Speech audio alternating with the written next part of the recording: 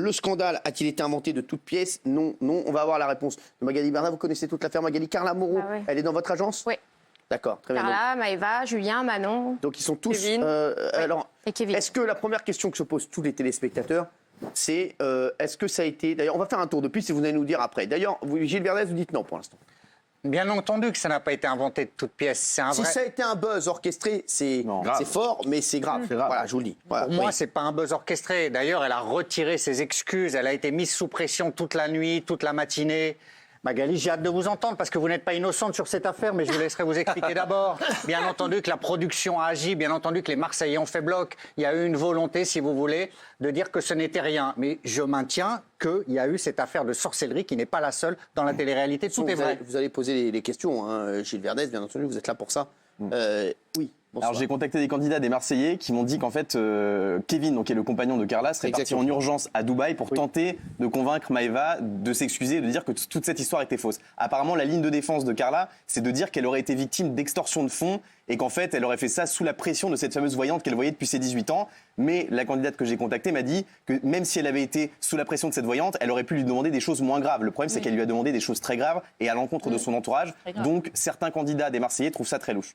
Alors, oui, oui, vous connaissez. Moi, je pense que Kevin, donc, qui est le compagnon de Carla, il est parti à Dubaï. Il s'est déplacé parce qu'il s'est dit pas de note vocale, pas de texto, rien par écrit, il n'y a aucune trace. Je vais aller mettre un petit coup de pression parce que j'ai peut-être des bails, j'ai peut-être des doses contre vous aussi. Donc maintenant, vous allez vous taire sur ma femme, vous allez arrêter de faire des histoires pas possibles sur les réseaux sociaux. Et ça a fonctionné puisque Maëva a mis justement ce message en s'excusant, qu'elle a effectivement, tu as raison, hein, Gilles, retiré par la suite. Mais tout de même, aujourd'hui, on est en train de se dire, est-ce que c'est vrai, est-ce que c'est pas vrai? Alors qu'hier, on était sûr. On va avoir les réponses. Et Gilles, vous saurez si ça dit vrai, si ça dit faux. Absolument, je la connais, Magali. Merci.